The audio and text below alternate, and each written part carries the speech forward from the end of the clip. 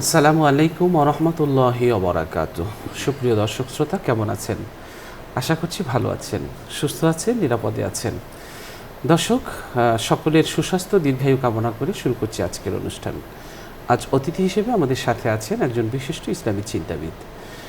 আমাদের সাথে আজ আছেন রূপায়ণ টাউন সেন্ট্রাল জামে মসজিদের সম্মানিত খতিব, বিশিষ্ট ইসলামী চিন্তাবিদ, 24 ঘন্টার কোরআন শিক্ষার মেথোডোলজির উদ্ভাবক, বিশিষ্ট ইসলামী চিন্তাবিদ শাইখ মোহাম্মদ জামাল উদ্দিন। আসসালামু আলাইকুম ওয়া রাহমাতুল্লাহ। ওয়ালাইকুম আসসালাম ওয়া রাহমাতুল্লাহি ওয়া বারাকাতুহু। মোহতারাম, কেমন আছেন? আলহামদুলিল্লাহ আলা কুল্লি হাল। আপনি কেমন আছেন? আলহামদুলিল্লাহ, ভালো আছি। দর্শক, আজ আমরা যে বিষয়টি নিয়ে কথা বলবো সেটি হচ্ছে ইসলামী ধৈর্যের শিক্ষা। চমৎকার একটি বিষয়। আল্লাহ তাআলা বলেছেন, আম হাসিবতুম আন তাদখুলুল জান্নাতা ওয়া লাম্মা ইয়াতিকুম মাসালুল লাযিনা খালাউ মিন ক্বাবলিকুম মাসাতুহুমুল বাসাউ ওয়াদ দাররাউ ওয়া যুলজিলু হাত্তা ইয়াকুলার রাসূলু ওয়াল লাযিনা আমানু মাআহু মাতা নাসরুল্লাহ আলা ইন্না নাসরাল্লাহি করিব। আল্লাহ বলছেন, ভেবেছো যে এমনিতেই জান্নাতে চলে যাবে, অথচ তোমাদের পূর্ববর্তীদের অবস্থা এখনও তোমাদের মধ্যে আসেনি।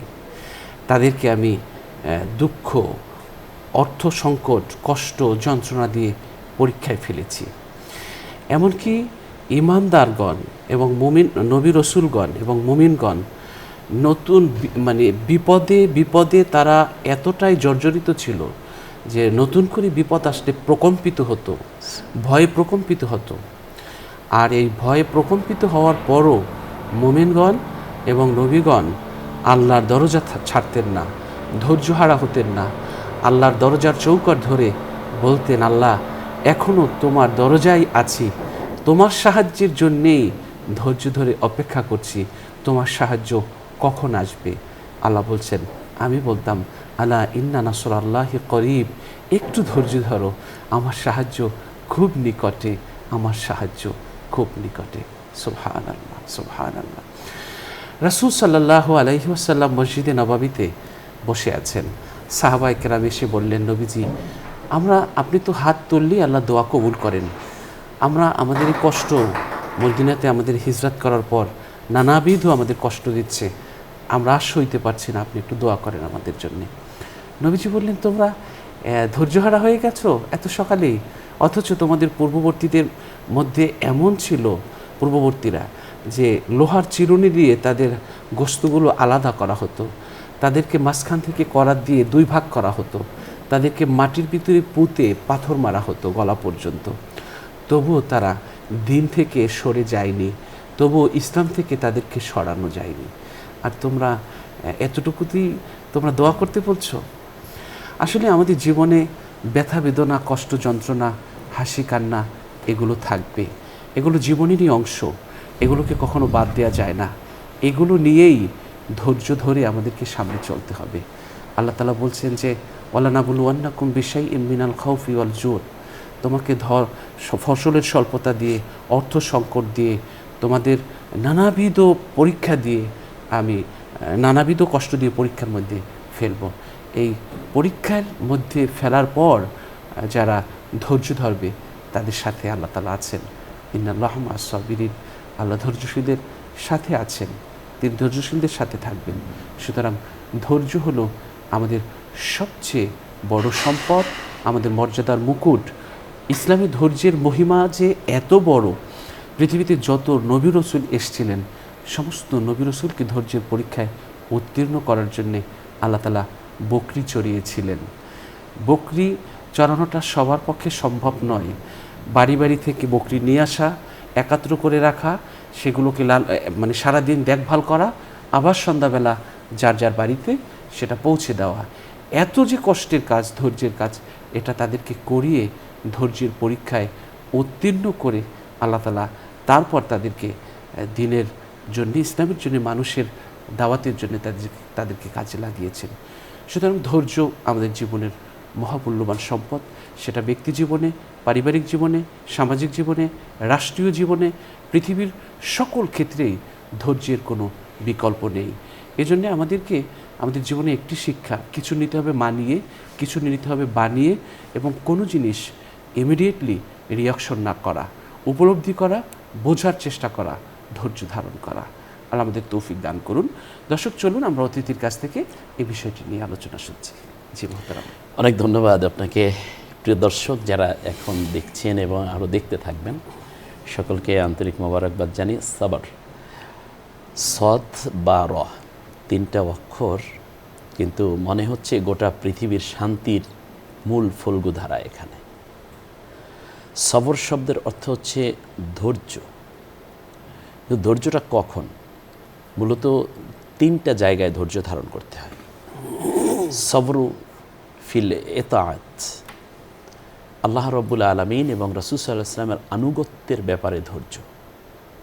আমার ভালো লাগে না, কিন্তু এরপরেও আমার ভালো লাগা না লাগার উপরে ভিত্তি না করে আল্লাহ যে হুকুম দিয়েছেন আমি ঠিক সেই হুকুমটা পালন করে যাব, এইটা হলো এক প্রকার ধৈর্য। আল্লাহ সুবহানাহু ওয়া তাআলা কোরআনের মধ্যে বলেছেন, আম হাসিবতুম আন তাদখুলুল জান্নাতা ওয়ালাম্মা ইয়া'লামিল্লাহিল্লাযীনা জাহাদু মিনকুম ওয়া ইয়া'লামাস সাবিরিন। তোমরা কি মনে করেছো তোমরা এমনিতেই জান্নাতে প্রবেশ করবে, অথচ আমি আল্লাহ কি তোমাদেরকে পরীক্ষা করে নেব না যে কে আমার পথে আমার দ্বীনের জন্য মুজাহিদা করেছো, প্রচেষ্টা করেছো, সংগ্রাম করেছো এবং এই সংগ্রামকে অব্যাহত রাখতে গিয়ে কে ধৈর্য ধারণ করেছো। এখানে সবরের একটা জায়গা। বিশ্বের সবচেয়ে বড় ধৈর্যশীল ছিলেন আম্বিয়া আলাইহিমুসসালাম। আসাদ্দু বালা আন্নাসি আল আম্বিয়া সুম্মা সলিহুনা সুম্মাল আমসালু ফাল আমসাল। আল্লাহ রাসূল সাল্লাল্লাহু আলাইহি ওয়াসাল্লাম বলেছেন যে পৃথিবীতে সবচেয়ে ধৈর্যের সম্মুখীন এবং মুসিবত বালার সম্মুখীন হয়েছেন নবীগণ। তারপরে যারা সবচেয়ে নেককার মানুষ তারা ধৈর্যের সম্মুখীন হয়েছেন, মানে বিপদের সম্মুখীন হয়েছেন। তারপরে যার যার ঈমান যতটুকু, তো সেই জায়গাটিতে তারা যেই অস্ত্রটি দিয়ে মোকাবেলা করেছেন এত মুসিবতকে, তার নাম হচ্ছে ধৈর্য। তো আরেকটা হচ্ছে আসবরু ফিল মুসিবাহ, মুসিবতের সময় ধৈর্য ধারণ করা। এটা বড়ই কষ্ট। এটা মানবীয় দুর্বলতা থাকার কারণে আমরা অনেক সময় আল্লাহর ব্যাপারেই মন্তব্য করে বসি যে আমি নামাজ পড়ি, রোজা রাখি, এরপরে আমাকে আল্লাহ কেন এত মুসিবত দিলেন। অথচ আপনি আগে কিন্তু প্রথম ভূমিকায় যে আয়াতটি তিলাওয়াত করেছেন সূরা বাকারার, যে ওয়ালানাবলুওয়ান্নাকুম বিশাইইম মিনাল খাউফ, কিছু ভীতি, ওয়াল জু', ক্ষুধার দ্বারা, অনাকসিম মিনাল আমওয়াল, এবং ফসলাদির কমতির দ্বারা, ব্যবসা বাণিজ্য কমে যাবে, এর দ্বারাও একটা ধৈর্য হতে পারে। ওয়াল আনফুস, এবং তোমাদের লোকবল কমে যাবে। অ্যাটলিস্ট ফ্যামিলিতে লোক ছিল 6 জন, 2 জনই মরে গেছে বা 3 জনই মরে গেছে, অথবা দলে লোক ছিল এতজন, এখন কমে একেবারে কম হয়ে গেছে, আরও কমে যাচ্ছে। এই সময় অস্থির হওয়া যাবে না। অস্তামারত, এবং ফসলাদিরও কমতি হতে পারে। কিন্তু সবচেয়ে বড় হচ্ছে আল্লাহ তাআলা শেষবারে গিয়ে একটা সুসংবাদ দিচ্ছেন, অবাশশিরিস সাবিরিন, ধৈর্যশীলদের জন্য সুসংবাদ। আর এগুলো তো দুনিয়ার জীবনে আমি তোমাকে দিয়েছি, আবার আমিই নিয়েছি। তুমি কয়দিন লালন পালনকারী ছিলে মাত্র।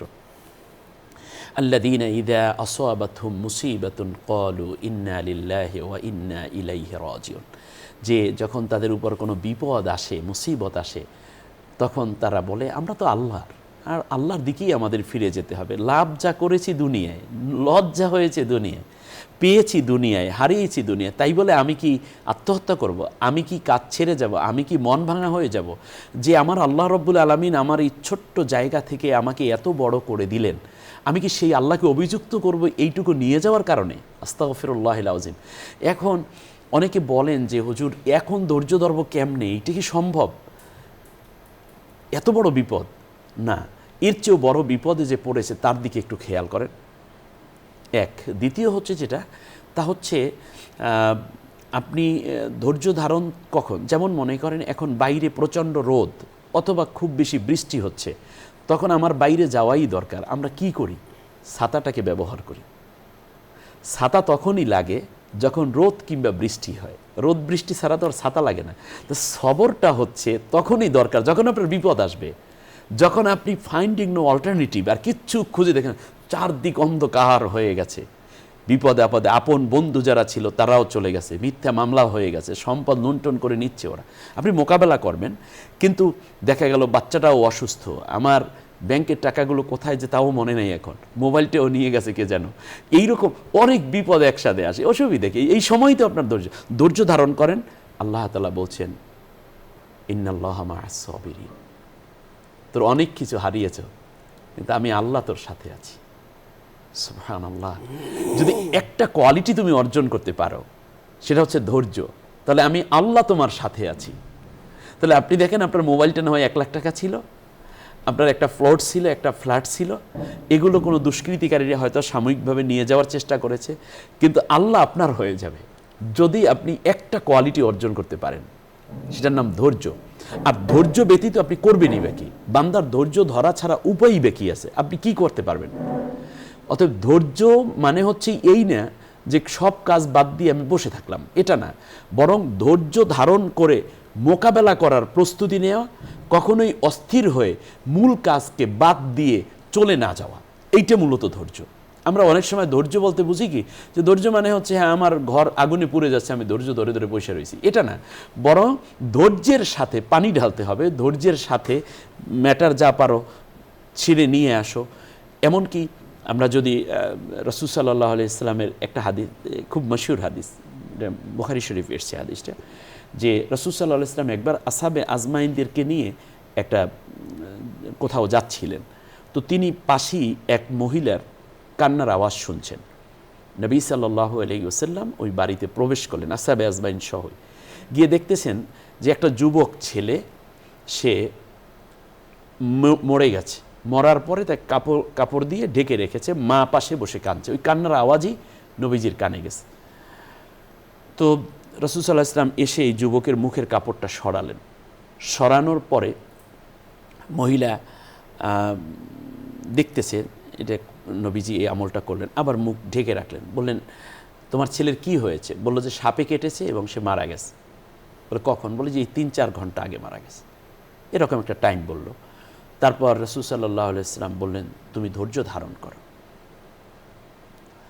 সে বলল যে কিসের ধৈর্য ধারণ করব?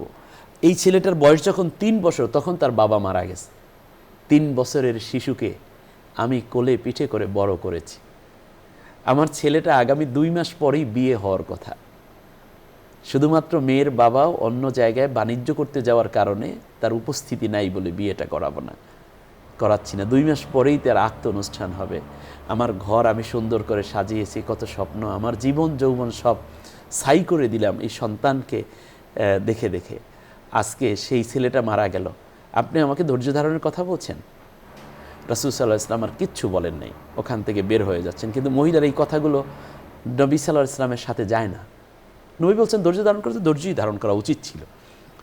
তখন কয়েকজন সাহাবী বের হয়েছেন আর 2-4 জন রয়ে গেছে তখনও রুমের মধ্যে।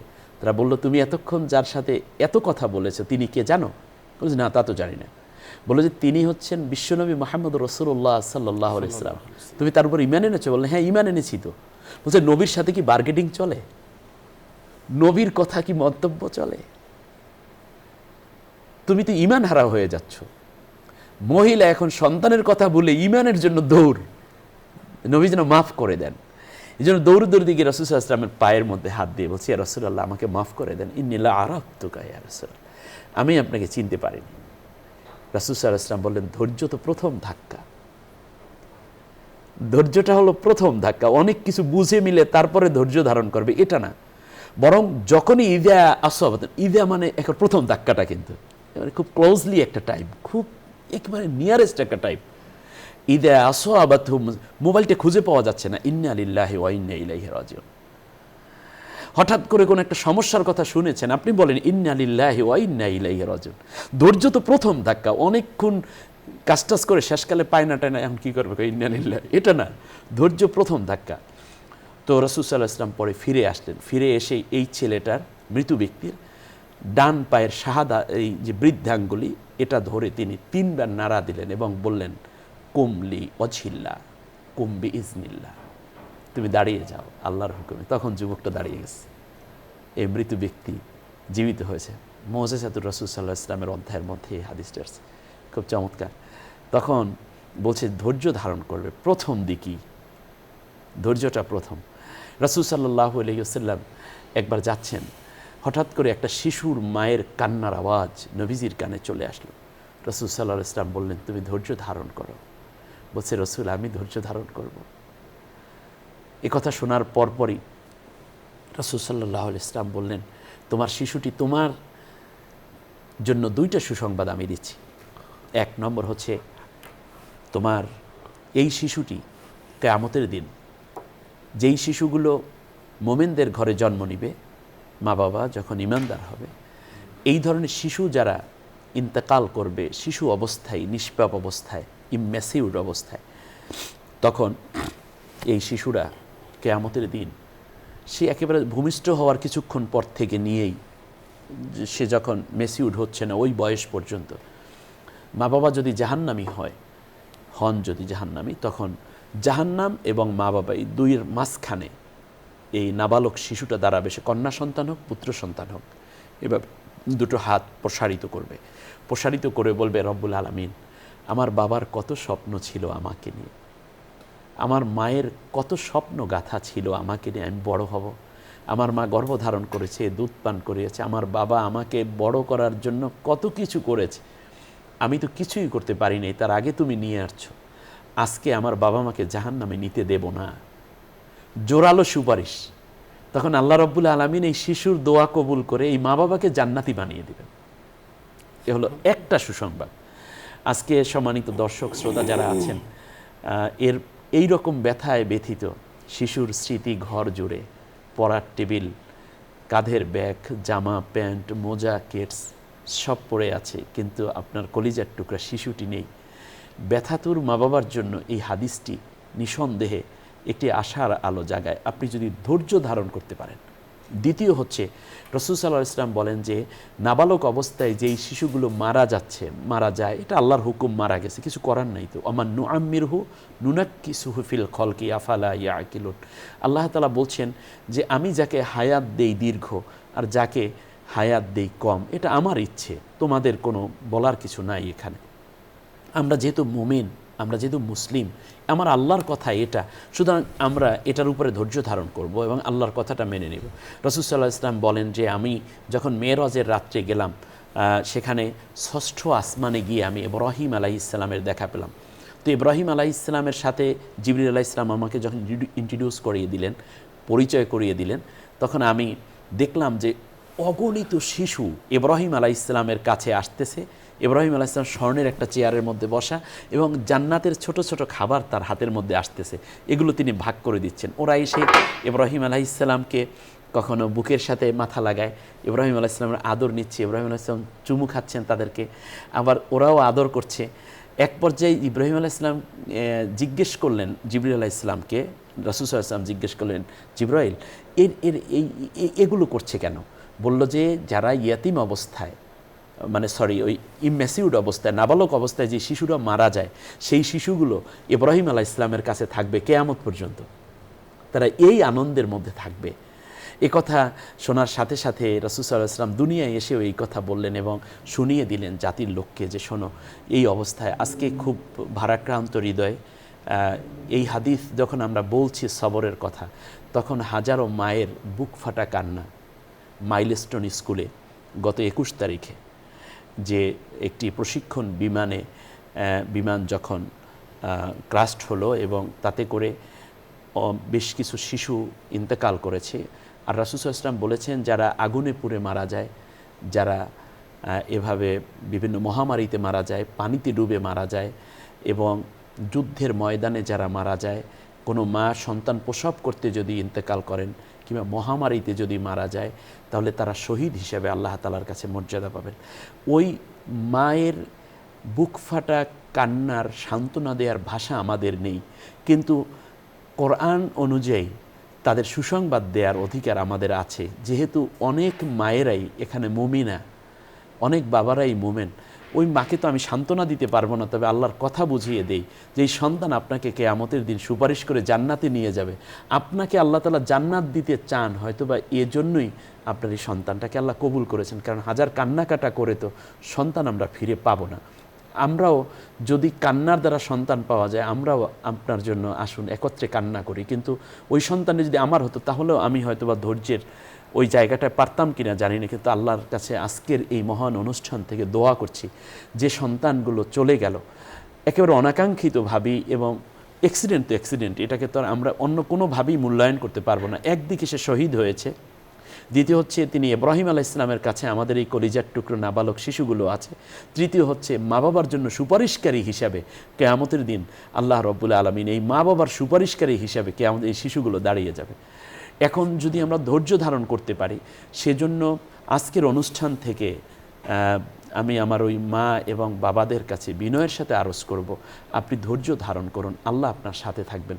যে সন্তান নিয়েছেন আল্লাহ যেন তার চেয়ে দামি সন্তান, বেশি নেককার সন্তান দিয়ে মায়ের কোলটা যেন ভরে দেন, বাবার কলিজা যেন শীতল করে দেন। এছাড়া আপাতত আমাদের কাছে আর কী বা বলার আছে। আমরা দোয়া করছি প্রাণন্তর আজকের আমাদের আলোকিত প্রতিদিন অনুষ্ঠান, আপনাদের এই অনুষ্ঠান এবং এই চ্যানেল আপনাদের মানবতার কল্যাণে মূলত এই চ্যানেল কাজ করছে। আমি আমার ওই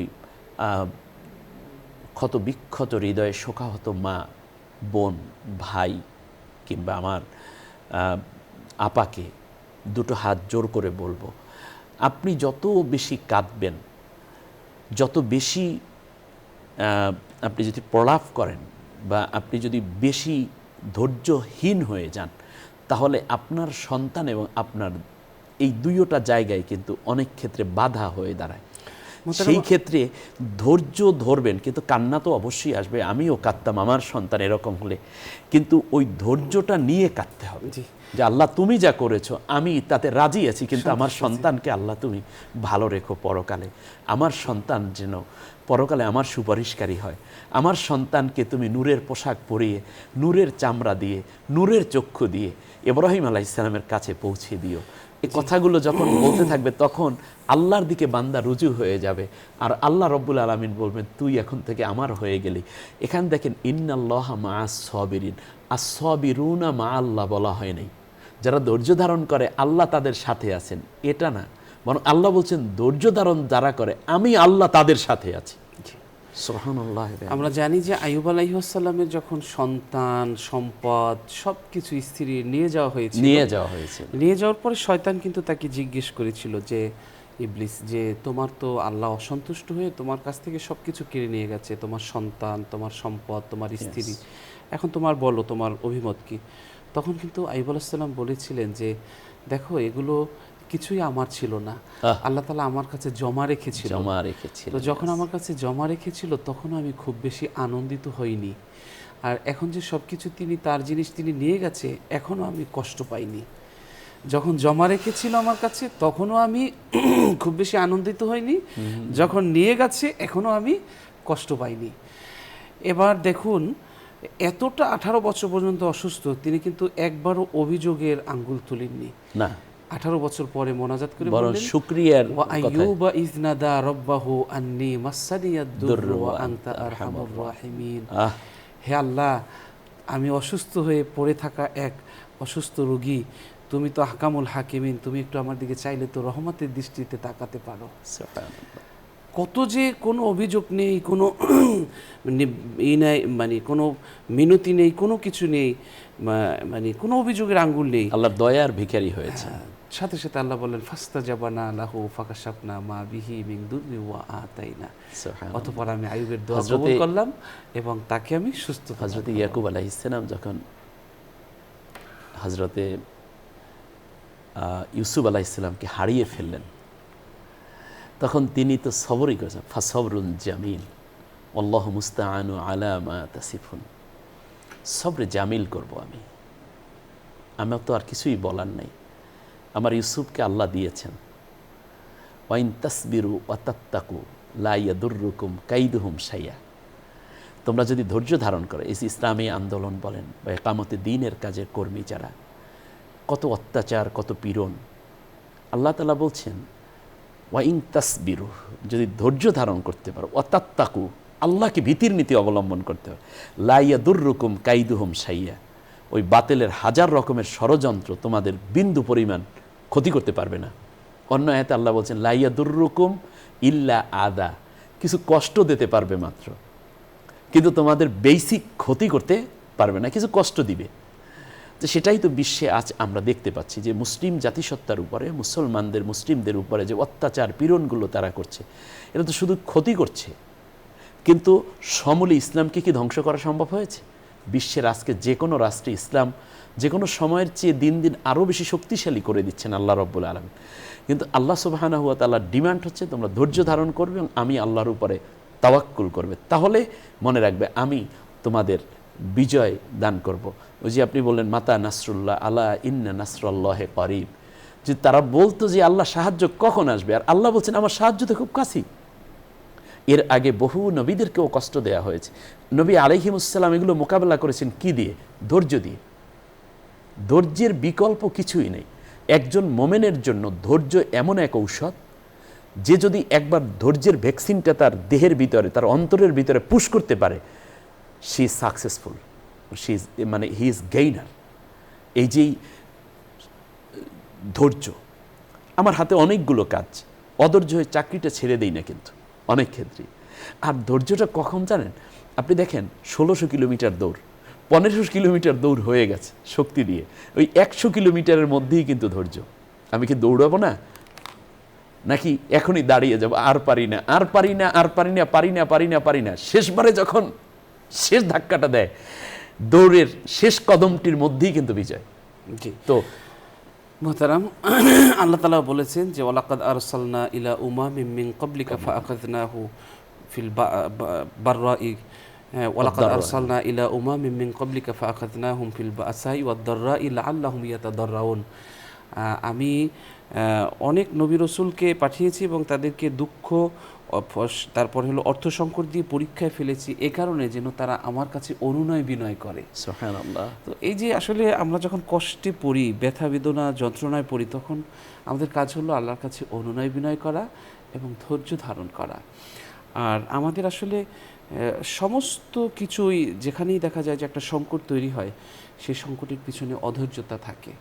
যেখানে আমাদের সংকট তৈরি হবে সেখানে আমাদের ধৈর্য। আল্লাহ কোরআনে বলছেন ওয়া ইন্না সাইয়াকুম লাশাত্তা আজুলা, মানুষ খুব তাড়াতাড়ি রেজাল্ট পেতে চায়, আর আল্লাহ রাব্বুল আলামিন বলছে রেজাল্ট তো ধৈর্যশীলদের জন্য, রেজাল্টটা ধৈর্যশীলদের জন্য।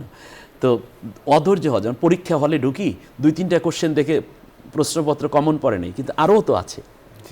অধৈর্য হয়ে যদি তুমি পরীক্ষাই না দাও, আর পরীক্ষার দ্বারা তো মানুষের মান উন্নয়ন হয়। আল্লাহ বলছেন এটা আমি পরীক্ষা করব, কে কোন পর্যায়ের বান্দা, এটা তো আল্লাহ পরীক্ষা। আসলে দুনিয়ার জীবনটাই হলো পরীক্ষাগার। এই পরীক্ষা কেউ দিচ্ছেন হয়তো এসি রুমের মধ্যে বসে, কেউ দিচ্ছেন রিক্সা চালিয়ে, কেউ দিচ্ছেন দামি গাড়ির মধ্যে বসে। তো পরীক্ষার উপকরণ এবং পরীক্ষাটা কোন জায়গায় বসে হলো, এটা কিন্তু বেসিক বিষয় না, পরীক্ষাটা কেমন হলো এটা হচ্ছে মূল বিষয়। আমাদেরকে আসলে আল্লাহ তাআলা বলেছেন যে আমি অনেক সময় কাউকে সংকুচিত করে দেই, দেখি সে আমার পথে আসে কিনা। যখন দেখি যে সংকুচিত করে দেওয়ার পরেও, অভাব দেওয়ার পরেও আসে না, তখন শান্তির সব দরজা খুলে দেই। যখন সব উপভোগ করার সুযোগ করে দেই, আবার দেখা যায় যে তখন সব কিছু পাওয়ার পরেও আমার কাছে আর ফিরে আসে না। অর্থাৎ পরীক্ষাটা দুই ধরনের, একটা সংকীর্ণতা আর একটা হলো বিশালতা। সবকিছু দিয়ে আল্লাহ তাআলা পরীক্ষা এটা পরীক্ষাই। অনেক অনেক ধন্যবাদ মোহতারাম। আমরা আলোচনার একবারে অনুষ্ঠানে শেষ অনেক ধন্যবাদ এসেছি। দর্শক, আমরা অনুষ্ঠানের এই পর্যায়ে একটি মোনাজাত করব, আপনারাও চাইলে আমাদের সাথে মোনাজাতে শরীক হতে পারবেন। আল্লাহুম্মা সাল্লি আলা সাইয়্যিদিনা ওয়া নাবিয়িনা ওয়া শাফিয়িনা ওয়া হাবিবিনা ওয়া মাওলানা মুহাম্মদ সাল্লাল্লাহু আলাইহি ওয়া আলা আলিহি ওয়া আসহাবিহি ওয়া বারাকা ওয়া সাল্লাম। আল্লাহুম্মা আমিন। আল্লাহুম্মা আমিন। ربنا ظلمنا أنفسنا وإن لم تغفر لنا وترحمنا لنكونن من الخاسرين آمين آمين رب العالمين, আপনার কাছে হাত তুলেছি, আমরা অনেক গুনাহ করেছি, গুনার বোঝা নিয়ে। রব্বুল আলামিন, আপনি আমাদের দিকে একটু রহমতের দৃষ্টি ফেরান। আমিন। আপনি ক্ষমার কলম দিয়ে আমাদের গুনাহগুলোর উপরে একটু দাগ বসিয়ে দিন। আপনি আমাদের জিন্দেগীর সমস্ত গুনাহগুলো রহমতের পানি দিয়ে ধুয়ে পরিষ্কার করে দিন। আমিন। রব্বুল আলামিন, আপনি ছাড়া কার কাছে যাব, কে আছে আল্লাহ? এত অপরাধ করি, তারপরও আপনি অনুগ্রহ আমাদের জন্য দরজা অনুগ্রহের খুলে রেখেছেন। অনুগ্রহের দরজা বন্ধ করে দিলে কোথা থেকে অনুগ্রহ পাবো আল্লাহ? আমরা বেপরোয়া হয়ে গেছি, তাই আপনার রিজিক দিয়ে চলা মানুষের কাছে আমাদের হাত পাতার অবস্থা আপনি করিয়েন না। রব্বুল আলামিন, আপনি আমাদের সকল প্রয়োজন নিজে পূরণ করুন, আমাদের প্রয়োজন পূরণ করে দিন। আল্লাহ তাআলা সকল প্রয়োজনের ক্ষেত্রে সীমা লঙ্ঘন না করে ধৈর্যশীল হওয়ার তৌফিক দান করুন। আল্লাহুম্মা আমিন। রব্বুল আলামিন, মাইলস্টোন স্কুল অ্যান্ড কলেজে দুর্ঘটনায় যে শিশুরা নিহত হয়েছে, আল্লাহ শিক্ষকরা নিহত হয়েছে, শিক্ষিকা, অভিভাবক যারা নিহত হয়েছে, আল্লাহ তাদেরকে আপনি জান্নাতে মেহমান হিসেবে কবুল করে নিন। রব্বুল আলামিন, ছোট্ট ছোট্ট নিষ্পাপ শিশুদের কথা কোনোভাবেই ভোলা যায় না। আল্লাহ তাআলা, আপনি এদেরকে উত্তম বিনিময় দিয়ে জান্নাতে স্থায়ীভাবে থাকার বন্দোবস্ত করে দিন। শহীদি মর্যাদা দান রব্বুল আলামিন, শহীদের মর্যাদা দান করুন। আল্লাহ তাআলা, আহত যারা হয়েছে, আল্লাহ তাদেরকে আপনি খুব দ্রুত সুস্থ করে দিন, সুস্থতা দান করুন। অভিভাবকদেরকে ধৈর্য, আল্লাহ পরিবারকে ধৈর্য ধারণ করার শক্তি দান করুন। আমিন আল্লাহুম্মা। আল্লাহ তাআলা সংকটময় সময় আমাদেরকে জাতীয় ঐক্য ধরে রাখার তৌফিক দান করুন। আমিন আমিন আমিন। পুরো জাতিকে ঐক্যবদ্ধভাবে ধৈর্যের সাথে মোকাবেলা করার তৌফিক আপনি দান করুন। আমিন আল্লাহ। সুবহান রাব্বিকা রাব্বিল ইজ্জাতি আম্মা ইয়াসিফুন ওয়া সালামুন আলাল মুরসালিন ওয়ালহামদুলিল্লাহি রাব্বিল আলামিন। আমিন আমিন। আল্লাহ তুমি রহম করো। দর্শক, আমরা আজ এখানেই শেষ করছি। দেখা হবে আগামীকাল ঠিক এই সময়ে।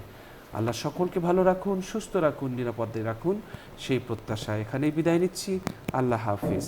আসসালামু আলাইকুম ওয়া রাহমাতুল্লাহি ওয়া বারাকাতুহু।